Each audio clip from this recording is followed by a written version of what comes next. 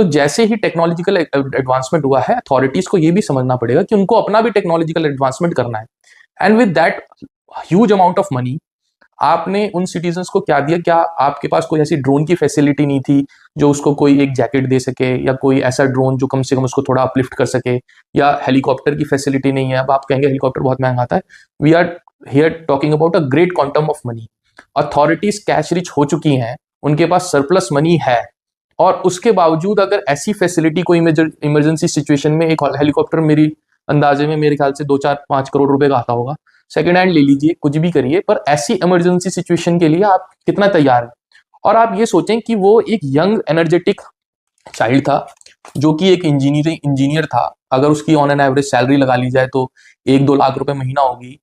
मतलब कि अगर वो टैक्स पेयर की कैटेगरी में आता होगा तो 5-6 लाख रुपए साल का नुकसान है, और वो से टेक एन एग्जाम्पल 60 साल तक काम करता, तो करोड़ों रुपए का टैक्स का हिंदुस्तान का लॉस हुआ है। तो आप और उसी के पैसे से ही आप जो है ऐसी इक्विपमेंट्स एक आदमी से जो है ला सकते थे। तो आप टाइम के साथ साथ आपको अथॉरिटीज को और ऐसे स्टेप्स लेने पड़ेंगे।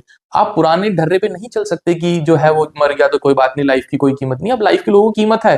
People are earning so well. जो 2 करोड़ का फ्लैट ले सकता है, वो सोचिए कि कितना, मतलब वो आदमी कितना वेल अर्निंग होगा, और वो that is an asset for the country. एक आदमी नहीं मरा है, दैट एक आदमी का, एक हिंदुस्तान का एक एसेट गया हुआ है, जो कि जो है वो बहुत फ्रूटफुल आउटकम दे सकता था।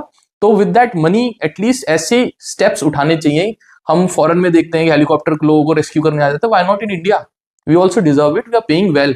तो ऐसी कंडीशंस में जो है, मैं किसी को अक्यूज नहीं करता हूँ, बट अथॉरिटीज को सोचना पड़ेगा विद डिफरेंट स्पेक्टिकल्स की डिमांड ऑफ टाइम क्या है और हम किस चीजों से चल रहे हैं।